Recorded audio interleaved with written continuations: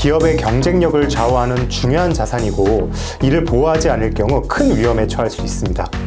오늘 강의에서는 화호 신사업그룹의 이근우 변호사님과 함께 영업비밀의 정의와 법적 보호의 필요성, 실제 사례를 통해 영업비밀이 유출되었을 때의 결과와 예방 조치에 대해 살펴보겠습니다.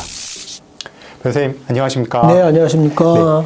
네, 영업비밀이란 무엇이고 어떤 정보가 영업비밀로 인정될 수가 있을까요? 예, 부정경쟁 방지 및 영업비밀 보호에 관한 법률, 저희들이 줄여서 부정경쟁 방지법이라고 하는데 그 법 2조 2호에서는 영업비밀은 공공연히 알려지지 아니하고 독립된 경제적 가치를 가지는 것으로서 비밀로 관리된 생산 방법, 판매 방법, 그 밖에 영업활동에 유용한 기술상 또는 경영상의 정보라고 정의되어 있습니다. 그래서 영업비밀은 위 세 가지 요건을 갖춘 모든 것을 대상으로 하여서 생산 방법, 판매 방법, 영업활동에 유용한 기술상의 정보, 영업활동에 유용한 경영상의 정보에 제한되지 않습니다. 영업비밀 보호와 관련된 주요 법률과 규정으로는 어떤 것들이 있을까요? 예, 앞서 말씀드렸던 부정경쟁 방지법, 이건 이제 일반법이라고 할 수 있고요. 영업비밀을 정의하고 영업비밀 전반에 관해서 보호하는 규정을 갖고 있습니다. 그리고 약간 특별법적인 규정을 갖고 있는 것들이 있는데요. 그 대표적인 것이 산업기술의 유출 방지 및 보호에 관한 법률, 저희들이 줄여서 산업기술보호법이라고 하는데 영업비밀보다는 보호가치가 좀 더 큰 기술을 보호하는데 그 대상은 국가 핵심 기술 및 기타 산업기술입니다. 그리고 다른 특별법이 있는데 국가 첨단 전략 산업 경쟁력 강화 및 보호에 관한 특별조치법. 법이 좀 길습니다, 이름이. 그래서 이제 국가 첨단 전략 산업법이라고 얘기하는데 일반적으로 국가 핵심 기술보다도 조금 더 발전된 전략 기술을 보호하고 있습니다. 다만 국가 핵심 기술 중 전략 기술을 선정하는 건 아닙니다. 영업비밀 침해 행위의 유형에 대한 구체적인 설명을 부탁드리겠습니다. 네, 부정경쟁 방지법은 6가지의 침해 유형을 규정하고 있는데 이 유형은 크게 2가지 군으로 분류될 수 있습니다. 우선 부정취득군은 영업비밀을 부정취득, 사용, 공개하는 행위, 그리고 부정취득된 영업비밀의 악의, 중과실 취득, 사용, 공개하는 행위, 그리고 선의취득 후 악의, 중과실에 의한 사용, 공개 행위를 규정하고 그것들을 영업비밀 부정취득군으로 분류할 수 있습니다. 영업비밀 부정공개군은 영업비밀의 부정공개, 사용, 그리고 부정공개된 영업비밀의 악의, 중과실 취득, 사용, 공개, 그리고 선의취득 후 악의, 중과실에 의한 사용, 공개 행위를 영업비밀 부정취득군으로 분류할 수 있습니다. 실제 사례를 들려주시면 조금 더 이해하기 쉬울 것 같은데요. 실무상 문제되는 유형으로는 어떤 것들이 있을까요? 네, 영업비밀 등이 유출되는 사례를 분류하자면 전현직 임직원에 의한 유출, 그리고 경쟁기업의 핵심 인력 스카우트에 대한 유출, 이게 대표적인 건데요.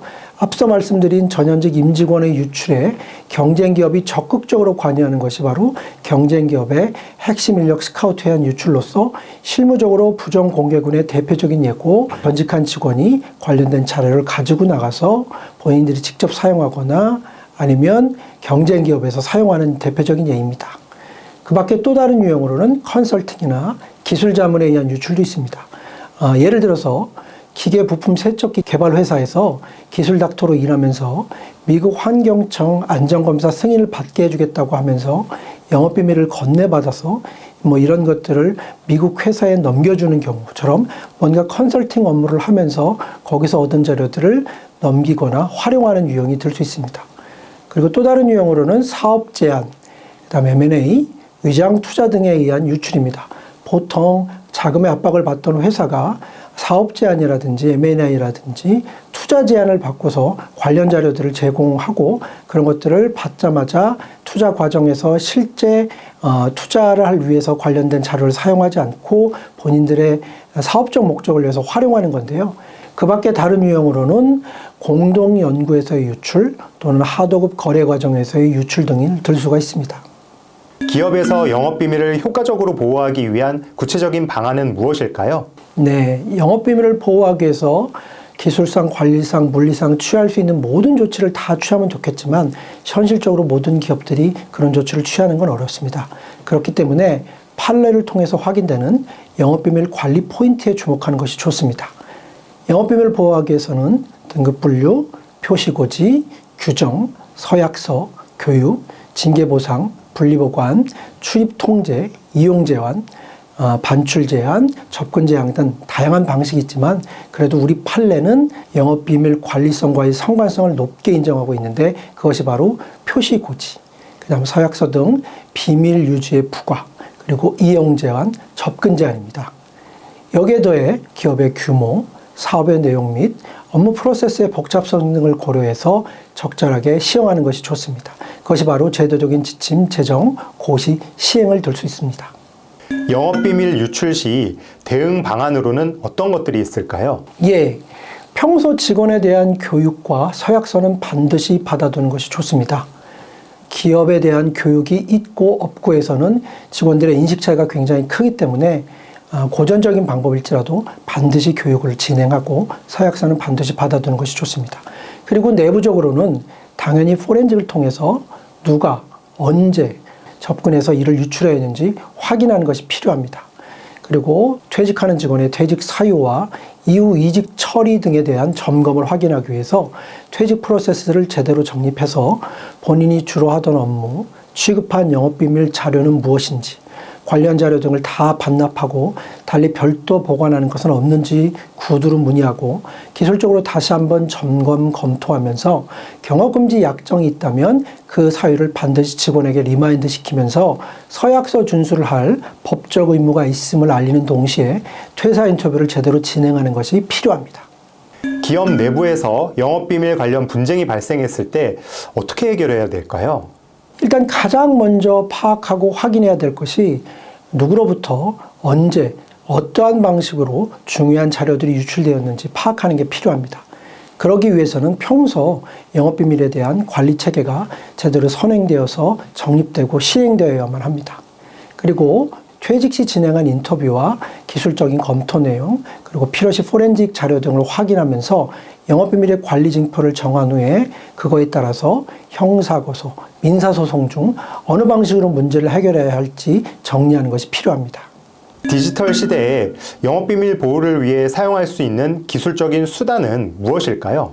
예, 디지털 시대의 영업비밀을 보호하기 위한 기술적 수단으로 해서 저희들이 보통은 생각하는 게 해킹에 의해서 첨단 방법의 영업비밀이 빠져나가는 것들을 생각하는데 현재 외부에서 해킹으로 영업비밀을 빼어나가는 경우는 극히 드물고 통계적으로 영업비밀은 그 가치를 아는 내부인 또는 협력사를 통한 유출의 경우가 많고 그러한 비율이 거의 90%에 이릅니다.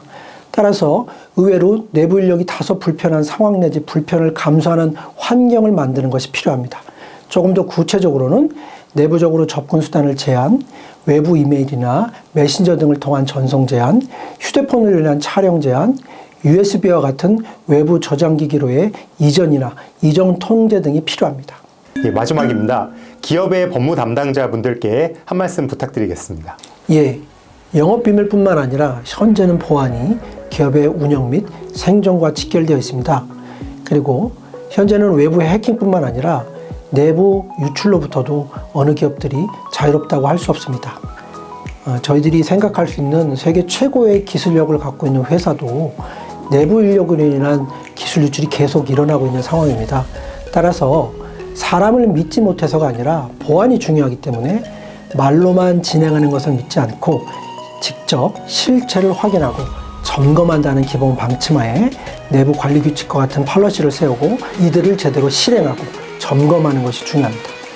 이러한 업무를 위해서 저희 법무법인 화응은 최고의 인력을 바탕으로 최고의 서비스를 제공하고 있습니다. 네, 변호사님 오늘 말씀 정말 감사드립니다. 감사합니다.